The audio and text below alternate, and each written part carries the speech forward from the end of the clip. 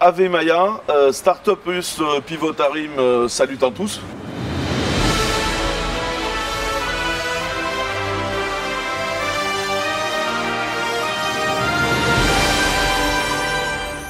Aujourd'hui, on est avec Olivier Jameau. Olivier Jameau, qui es-tu?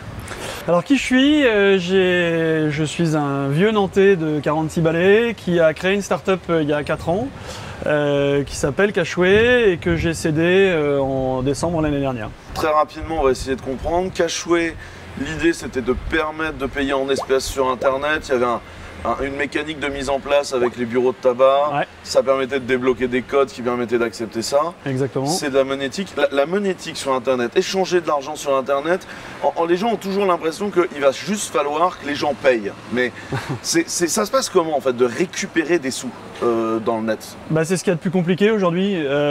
C'est plein d'intermédiaires, c'est plein de solutions, c'est plein de légal, c'est plein d'avocats, c'est plein de choses comme ça qui font que être payé pour un site internet, c'est ce qu'il y a de plus compliqué aujourd'hui à gérer. Par exemple, si je fais une carte bleue, c'est pas un virement bancaire, une carte bleue, qu'est-ce qui se passe au moment où je rentre mon code de carte bleue dans un site e-commerce? C'est quoi les process qui vont amener à ce que l'argent in fine tombe sur le compte en banque du e-commerce? En fait, il y a eu beaucoup de choses avant. C'est-à-dire que la première chose qui s'est passée avant, c'est un choix de la plateforme de paiement qui a fait que sur le site internet, on a accepté Visa, Mastercard, PayPal, etc., etc. Donc il y a eu beaucoup de choses qui ont été faites avant. Et puis après, on accepte un moyen de paiement. Plateforme de paiement, c'est quoi les acteurs? C'est uniquement les banques? Ah non, c'est les banques, elles sont assez peu présentes aujourd'hui. Il y a Atos Worldline avec beaucoup de banques françaises, Société Générale, Crédit Agricole, etc. Mais il y a aussi beaucoup d'intervenants, IP, Payline, Monext. La fameuse startup Stripe. Stripe, évidemment. Stripe, mais PayPal aujourd'hui est une PSP aussi. L'idée, c'est en fait de pouvoir. Aussi, ouais, il y en a. En France, il y a Adyen aujourd'hui dont on entend beaucoup parler, Ogone, enfin il y en a plein. L'idée, en fait, c'est que ces sociétés-là vont apporter toutes les solutions, toutes les méthodes pour protéger le paiement. C'est-à-dire qu'aujourd'hui, quand tu veux payer sur Internet, quand tu mets ton numéro de carte bleue, il y a beaucoup de choses derrière. C'est-à-dire que ton numéro de carte bleue il doit être sécurisé. C'est-à-dire que n'importe qui ne peut pas avoir accès à ce numéro de carte bleue. Et après, que ton paiement a été sécurisé, qu'il y a eu du 3D Secure parce que le site Internet a peur de la fraude. Voilà, il y a beaucoup de choses qui se passent. Et l'argent, il va directement de ma carte bleue au compte du e-commerçant, où il y a des intermédiaires, ça se passe comment? Alors il y a des intermédiaires bancaires, il y a des intermédiaires... alors après tout dépend de la manière dont ça fonctionne. Si tu passes par PayPal, ça passe par un wallet, par un porte-monnaie électronique. Si tu passes par IP, là aussi ça passe par un wallet, de la monnaie électronique. Là on va transformer des choses en monnaie électronique. Et puis sinon ça va de la banque du commerçant à ta banque à toi. Là, c'est du virement bancaire et du transfert de carte bancaire tous les jours qui se fait. Ça va évoluer beaucoup parce que 15 novembre, la DSP2 change et on arrive en instant payment. Donc ça veut dire qu'aujourd'hui, quand tu payes sur Internet, l'argent il est débité de ton compte le lendemain, en règle générale, et il arrive sur le compte du commerçant 3 jours après. Ok, et il est passé par où? Qu'est-ce qu'il a foutu pendant ces quelques jours? Il s'est promené dans les arcanes bancaires, il a fait un peu d'argent pour les banques, il a permis aux banques de gagner pas mal d'argent parce que c'est du flux bancaire, ce qu'on appelle les fameuses dates de valeur qui sont censées ne pas exister mais qui existent très fort. Donc il s'est promené. Et les banques ont gagné de l'argent, toi t'en as perdu un peu, t'es pas sécurisé, donc ça c'est un petit souci. Et puis derrière, ça arrive chez toi, quoi. C'est le truc assez drôle. Il y a des choses qui se passent drôles parce qu'après, en France, on a en plus une possibilité, c'est qu'on t'es pas propriétaire de ta carte bancaire. Tu n'en es que porteur. Sur ta carte, si tu la perds, un jour, on va pas te la renvoyer à toi, on va la renvoyer à ta banque. D'accord. Et le fait d'être porteur de ta carte bancaire fait que tu as une faculté de répudiation. Et cette faculté de répudiation, en France, elle est colossale, elle est 13 mois. C'est-à-dire que pendant 13 mois, tu peux dire à ta banque, bonjour, c'est pas moi qui ai utilisé ma carte pour faire cet achat sur Internet. Attends, pendant 13 mois? 13 mois. C'est la loi. Et les gens s'en servent pas plus, j'ai l'impression que ça se passe pas si souvent que ça. Ça se passe pas mal quand même. Ah ouais, ça se passe pas mal. C'est la fraude sur Internet, clairement. T'as une idée des chiffres? Alors c'est très très variable. Le chiffre standard c'est 2%. Ah ouais, on dit 2%. 2%. Ouais. Donc il y a 2% des mecs qui disent non, en fait le paiement c'était pas moi. Ouais, sauf qu'il y a des sites. On a une idée de combien de pourcents c'était vraiment pas eux ou... Non, aucune idée. Aucune idée parce qu'en fait les banques font tout pour éviter de rendre cet argent-là. C'est-à-dire que quand tu as une procédure comme ça, qu'on appelle une procédure de chargeback, la banque va instantanément récupérer l'argent sur ton compte de commerçant. Elle va dire, hop, il y a une procédure, on récupère l'argent. Et c'est à toi, en tant que e-commerçant, de prouver à ta banque qu'il y a bien eu une tentative de fraude. D'accord. Donc ça s'appelle la faculté de dispute. C'est un truc un peu marrant. Et bien la faculté de dispute, aujourd'hui, il y a 99% des disputes qui sont gagnées par les banques. Donc ça veut dire que c'est le e-commerçant qui paye tout. Nous, chez Clever, on vend des choses sur Internet. Il y a même certains pays qu'on a identifiés comme un risque sur la fraude. Et c'est vrai que quand il y a une dispute, on a tendance à facilement perdre, ne serait-ce que parce que c'est des... En fait, j'ai l'impression que c'est pas normé, que c'est chaque banque qui a son operation. Et en fait, ça va très vite. C'est au fait, on t'a chargeback, t'as 6 heures pour nous dire qu'en fait, t'avais raison et nous fournir tous les papiers. Est-ce que tu aurais la photocopie de ta dernière colorectale? Parce qu'on sait jamais, ça pourrait avoir du sens dans le truc. Ouais, c'est ça. Et bon, bah, c'est pas grave, on t'a repris le blé, bisous et passe une bonne journée. C'est ça. Bah, en plus, moi, chez Clever, c'est un risque, mais c'est pas un risque colossal parce que vous vendez un service. Quand tu es e-commerçant et que tu as acheté un produit que tu as revendu, c'est encore plus lourd. C'est-à-dire que tu vas pas perdre que ta marge, tu vas perdre ton produit, tu vas perdre tes frais de livraison, tu perds tout. Donc les e-commerçants, ils attachent vraiment une importance là-dessus. Ça devient de plus en plus chaud de prouver le chargeback parce que c'est à la charge du e-commerçant. Donc c'est à lui de prouver que tout ça, c'est pas de sa faute. Et aujourd'hui, les e-commerçants ne peuvent pas mettre en place. Ça veut dire qu'il faut que tu puisses, par exemple, récupérer ton bordereau de livraison. Qui va récupérer son bordereau de livraison? Donc voilà. Donc du coup, les plateformes de paiement et les sites internet qui utilisent ces plateformes de paiement mettent des outils anti-fraude de plus en plus forts. Il y a beaucoup d'outils anti-fraude. Alors le 3D Secure en est un, mais il y en a des milliers. Le device fingerprint. Enfin, il y a plein de trucs aujourd'hui qui va faire qu'il y a des outils anti-fraude qui marchent. Mais c'est un pendant. C'est-à-dire que tu as moins de ventes. C'est-à-dire qu'aujourd'hui, ces outils anti-fraude font perdre en moyenne 15% des ventes. Ah ouais, 15%. Ouais, c'est la moyenne. Ah ouais. Et après, c'est le risque. Est-ce que tu veux avoir le risque de perdre un produit ou est-ce que tu veux le risque de perdre un client? En gros, c'est ça. C'est un choix entre la peste et le choléra, quoi. Aujourd'hui, tout ce qu'on vient d'expliquer, prendre de l'argent à des gens sur Internet, parce que moi souvent quand je vois des gens venir me voir avec des business plans, des trucs genre les gens vont payer tant, et il y a certains frais que on ne voit pas dans le BP. Prendre de l'argent à des gens sur Internet, ça coûte combien d'argent? Alors tu parlais de Stripe tout à l'heure, Stripe est aux alentours de 3%, 3,5%, PayPal est aux alentours de 3,5%, 4%. C'est 3%, du montant de la transaction. Alors il n'y a pas un fixe aussi? Si, c'est ça, en fait, le tout fait 3%, en moyenne je crois que c'est 2,15 plus un fixe, un fee à la transaction de quelques centimes. De quelques centimes. Et du coup, quand tu veux faire du micro-paiement, tu fais comment? T'es dans la merde. Ok, donc grand point, prendre un tout petit peu d'argent aux gens sur Internet, pas drôle. Parce que tu as des transactions fixes et donc en fait tu te retrouves, si tu charges 1 euro aux gens... Bah t'as 40 centimes, PayPal c'est 40 centimes en moyenne. Ouais voilà. Donc forcément... et PayPal n'est pas le plus cher. Hein. Et PayPal n'est pas le plus cher. Alors voilà, après il y a plein d'outils. Micro-paiement aujourd'hui ça passe plutôt par du wallet. Il y a des outils qui sont en train d'évoluer aujourd'hui, du porte-monnaie numérique, pour l'appeler comme ça. Mais c'est plus facile, c'est-à-dire que tu vas charger une certaine somme et tu vas débiter au fur et à mesure, ça te coûte moins cher. Et le Bitcoin là-dedans, c'est la solution? Ça va permettre de régler le problème? Bah, c'en est une, mais sauf que c'est une solution qui n'est pas encore réglementée, donc c'est un peu le bazar. Et puis c'est toujours compliqué, ça dépend des pays. Tu vois, là je suis en train de travailler sur un dossier où ils envisageaient de payer en Bitcoin, sauf qu'ils sont en Afrique. Et récupérer du Bitcoin en Afrique, c'est pas possible, ça n'existe pas. Ah ouais? Non. Nous, tu peux le sortir, nous, on mais s'en sert comme moyen de paiement. Ouais. C'est-à-dire qu'il y a des gens qui achètent des Bitcoins à l'extérieur, je m'en fous, et ils payent sur Clever en Bitcoin. Nous, on les transfère instantanément en dollars. Enfin, on a un prestataire en fait qui transforme ça en dollars immédiatement. Et donc pour nous, c'était un moyen de paiement dans des pays où c'était vraiment le bordel de mettre en place du paiement autrement, la Chine ou ce genre de choses. Ouais, c'est une vraie solution, sauf qu'effectivement, tous les pays ne l'acceptent pas.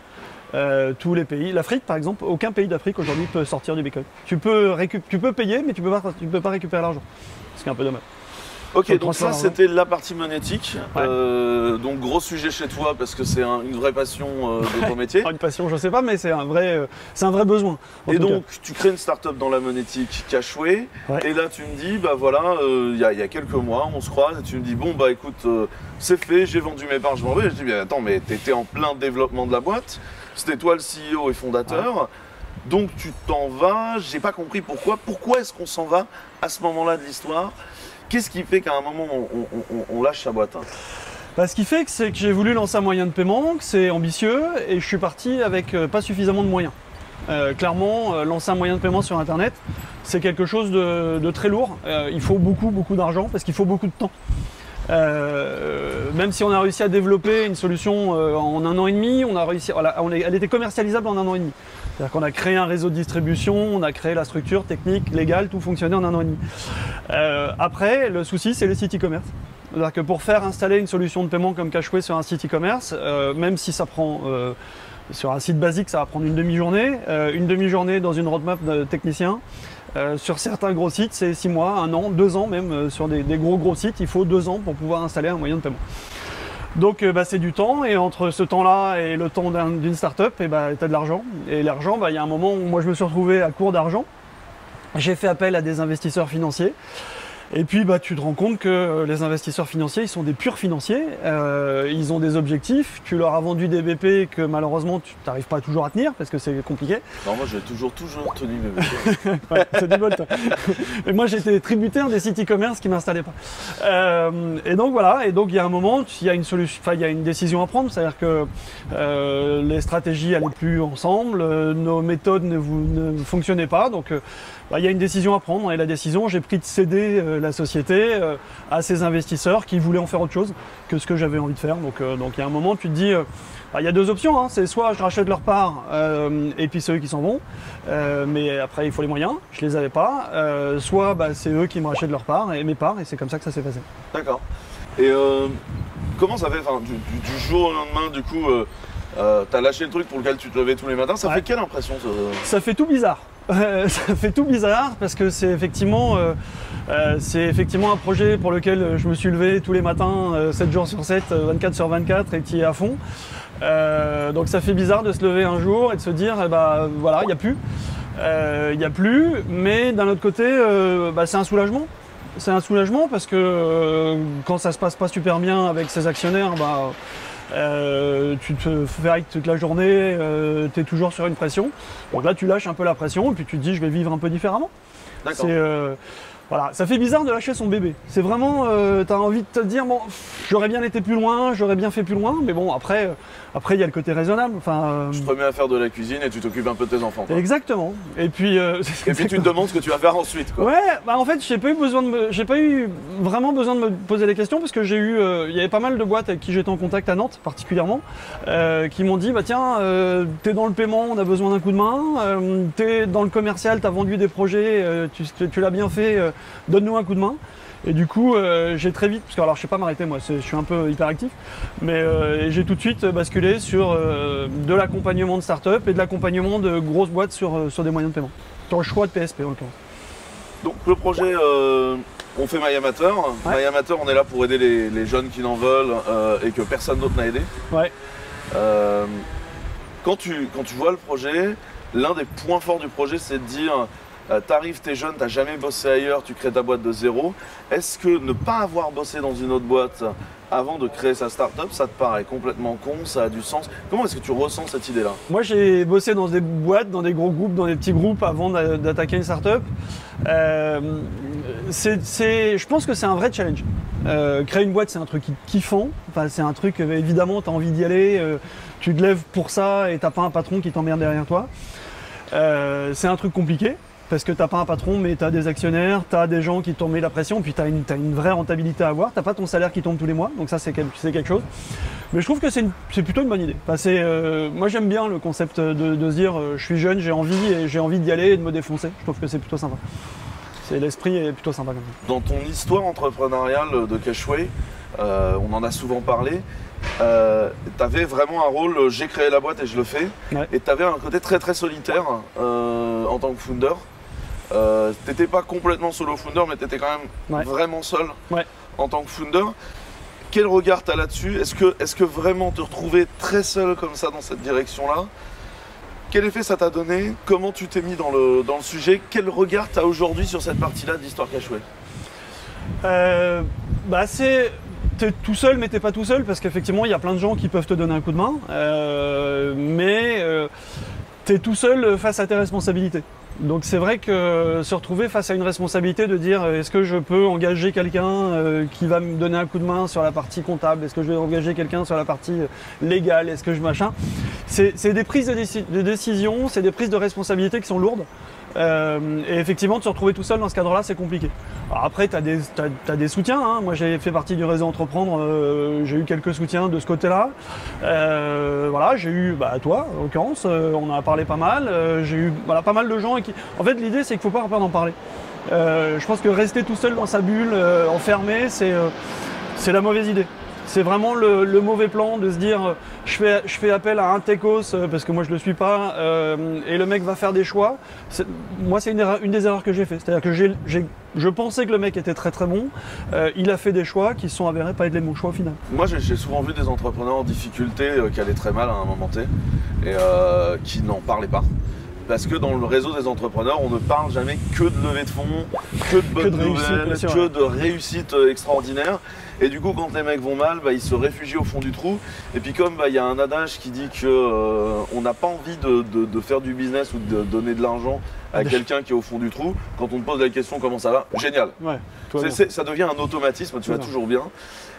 Est-ce que cette capacité à s'ouvrir à un moment à d'autres entrepreneurs en disant en fait là j'ai une galère, c'est pas quelque chose de super important parce que est-ce que eux en fait ils n'ont pas les 3 contacts qui pourraient te sortir du trou? C'est primordial. Enfin, je pense que c'est primordial. On maîtrise pas tout et on peut pas tout maîtriser, c'est évident.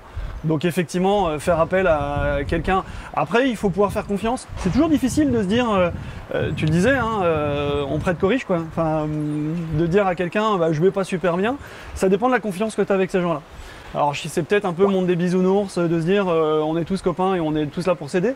C'est pas ça, mais je pense qu'effectivement il y a une limite entre les deux. Après, de toute façon, quand on est entrepreneur, il faut rester positif quoi qu'il arrive. Donc quand ça va mal, ça va toujours un peu bien. On va toujours essayer de chercher le côté de ciel bleu qui traîne quelque part, quoi. L'un des grands sujets des startups qui doivent grossir, c'est de structurer une démarche commerciale. Structurer une démarche commerciale, au début, dans une startup, c'est le fondateur, en général le CEO, qui globalement fait tout le commerce. Ouais. Et à un moment, on veut grossir, on veut continuer à garder son taux de croissance. Imaginons qu'on est dans une startup qui grossit bien, tous les mois ça grossit, c'est bien.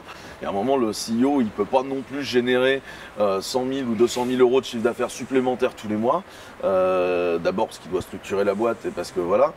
Cette démarche de comment on crée du commerce, est-ce que selon toi, il y a plusieurs rôles? Est-ce qu'il y a des étapes? La première chose à faire, comment est-ce qu'on crée le premier poste de deuxième commercial de la boîte? Ouais, je pose des questions de ouf.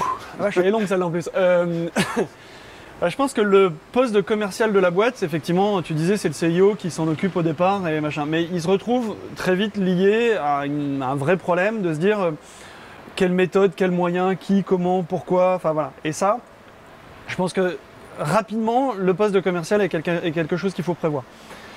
Aujourd'hui, on se rend compte qu'il y a beaucoup de sociétés, on en voit beaucoup à Nantes, où il y a des très très bons techs, des mecs qui sont techniquement hyper au point, qui avancent super bien, mais qui commercialement ont, il leur manque un peu de méthode, il leur manque un peu de moyens, il leur manque un peu de market derrière. Enfin, tu vois, t'as beau avoir le meilleur produit du monde, il y a un moment il faut le packager, il faut le mettre en avant, il faut pouvoir le vendre, il faut avoir les réseaux pour le vendre, parce qu'il y a aussi ça.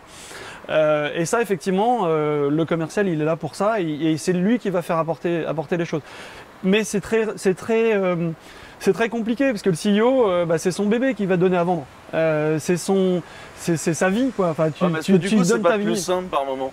Moi, je sais que pendant longtemps, quand je faisais du commerce, quand on m'envoyait des choses contre mon produit, je le prenais mal et j'allais au fight, quoi. Ouais. Genre, j'allais défendre mon gamin, ce qui n'était pas nécessairement commercialement intelligent. Est-ce que du coup, avoir quelqu'un d'autre, ça te simplifie pas la tâche parfois? Ça te simplifie la tâche et puis ça t'oblige à prendre du recul que t'as pas. C'est-à-dire que par défaut, quand tu as créé ta boîte, tu es à fond dedans, tu as le nez dedans et puis tu pédales jusqu'au bout. Le fait de prendre quelqu'un en extérieur, ça te permet de prendre du recul, d'avoir un mec qui te dit là peut-être que tu es en train de te gaufrer, là peut-être que je le vendrai différemment. C'est là aussi on parle, c'est de la vraie confiance, c'est de parler aux gens, c'est de discuter avec les gens pour pouvoir se dire je fais confiance à une personne qui va pouvoir demain vendre mon produit peut-être mieux que je le vends. moi j'ai une politique là-dessus, je voudrais avoir ton avis. Moi ce que j'explique aux CEO comme ça, qui me disent on a des problèmes sur la vente, je n'ai pas le temps, je suis pas bon. On dit effectivement il faut quelqu'un d'externe, il faut que vous entriez des commerciaux parce que tu n'as pas le temps. Par contre, on va être clair, si tu n'es pas capable toi de faire une seule vente de ton produit, je vois pas pourquoi le mec y arriverait. Ouais. Est-ce que tu penses que cette idée de dire voilà, génère ta première traction, démerde-toi pour faire les premières ventes, ensuite tu demandes à quelqu'un d'industrialiser ça, ça te paraît être une bonne méthode? C'est la bonne méthode. Je pense que c'est vraiment la bonne méthode. Après, je pense qu'il y a une méthode en deux temps. Faire appel à un commercial senior, un mec qui a un peu d'expérience, c'est aussi ou un mec que tu connais, qui a l'habitude de gérer des opérations commerciales, pour après embaucher un petit commercial. Tu vois ce que je veux dire? C'est-à-dire que tu n'es pas obligé d'entrée de jeu de prendre un directeur commercial qui va te coûter Watt 1000K et qui va arriver avec des méthodes, des gros points machins, et qui, sur une petite start-up, au bout de 2 jours, il va s'emmerder parce qu'il a l'habitude de bosser avec des gros groupes et des gros comptes. Mais quelqu'un que tu connais, qui va pouvoir t'apporter un certain nombre de méthodes, à qui tu fais confiance, et qui derrière va te permettre d'embaucher un jeune commercial qui lui aura la niaque et qui va pouvoir vendre ton truc, c'est aussi une méthode sympa. Là, je le mets en pratique, c'est assez marrant. Dans un cadre de My Amateur, on prend des doers, donc des développeurs, des designers qui créent un produit et qui du coup deviennent CEO et donc du coup premiers commerciaux de la boîte. Et donc du coup, ils n'ont pas de culture commerciale au début, voire même ils ont un peu honte de vendre leurs produits. Il faut qu'on arrive à les transformer aussi en vendeurs parce que ça fait partie du truc. Ouais. Est-ce que tu aurais des conseils de comment s'y mettre? Voilà, tu n'es pas du tout de cette culture-là. Les quelques idées que tu poserais aux gens, des trucs comme est-ce qu'il y a des outils qu'il faut absolument mettre si tu veux faire du commerce? Quels seraient quelques process que tu proposerais? Des outils, c'est compliqué comme ça parce que c'est très vaste. Mais déjà, est-ce qu'on peut faire du commerce sans CRM aujourd'hui? Oui. Ouais? Ouais. Je pense qu'on peut faire dire le contraire. Ouais, mais non, mais parce qu'aujourd'hui, ça dépend à qui tu vends. Mais aujourd'hui, clairement, un fichier Excel un peu bien géré, tu peux t'en sortir, quoi. D'accord. Après, il y a des outils. Moi, j'utilise beaucoup Trello, qui est plutôt pas mal en CRM. C'est pas un vrai CRM, mais je l'utilise en CRM. D'accord. Parce que tu peux suivre un peu tes clients comme ça en fonction de leur évolution. Moi, c'est un outil que j'utilise et qui est gratos, enfin qui coûte rien et qui permet d'avancer facilement. Alors, moi j'ai eu la réflexion à chacun des non-vendeurs comme ça que j'ai essayé de transformer en vendeurs. Je leur ai fait prendre un abonnement à un CRM qui paye pour les obliger à s'engager dans l'action en fait, commerciale. Ouais, mais l'action en fait tu vas la voir. Enfin, si tu vends, de toute façon, quel que soit l'outil, le but du jeu c'est de vendre. Donc ça reste pour moi ça reste un peu de la cosmétique. Je te dis, un bon fichier Excel bien géré, tu sais que le mec tu l'as eu tel jour, voilà, tu le mets. Alors si tu le mets pas, c'est con. Il faut avoir un minimum quand même. Il faut avoir un minimum de suivi. Tu fais ce que tu veux, mais tu fais un suivi. Ça c'est obligé. C'est obligé parce que surtout des mecs qui n'ont pas l'habitude de vendre, ils vont pas avoir l'habitude de se dire tiens ce mec là je lui ai dit que je le rappelais dans 3 jours, je lui envoie un devis, je lui envoie un machin. Il y a un process quand même dans une vente. La vente on ne dit pas bonjour je te serre la main et puis c'est bon c'est fait. Tu as un process d'installation, de suivi, de machin. Si tu le fais pas bien dès le départ, là effectivement tu vas au clash, quoi. Souvent il y a une première timidité à aller présenter son produit. Ouais. Des choses comme ça. Est-ce que tu as une idée de technique pour casser cette première timidité et aller dans le dur rapidement? Ouais, c'est bosser son pitch. C'est en fait avoir un pitch. Pour moi, un commercial, il a 3 pitchs. Il a un pitch en 30 secondes. Je croise quelqu'un dans la rue, j'ai envie de lui vendre mon produit, je lui explique en 30 secondes, il n'a pas plus de 30 secondes à m'accorder, je vais vendre en 30 secondes. Mais alors c'est un truc... c'est l'histoire du Always Be Closing, la méthode ABC, et tu pitches les gens mais tout le temps. Et en fait, quand tu es dans cette méthode-là, tu es live en permanence. Ouais. Chez Clever, on est assez famille et on est tout le temps ensemble.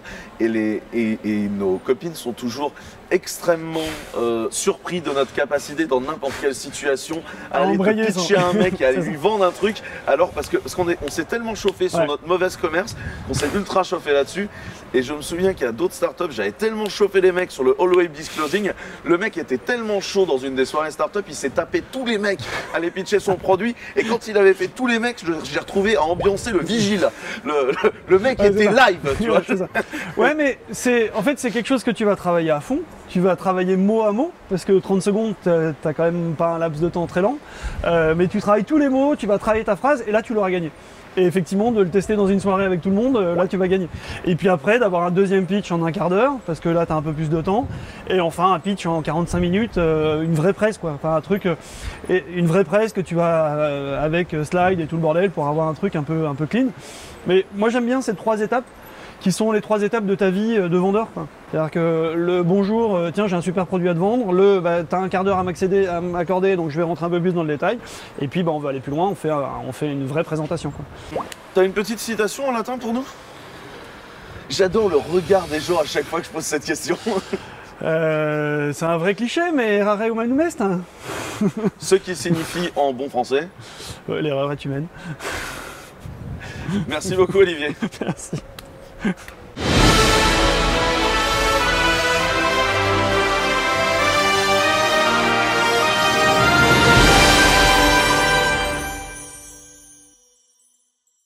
Et si maintenant tu t'abonnais à la chaîne?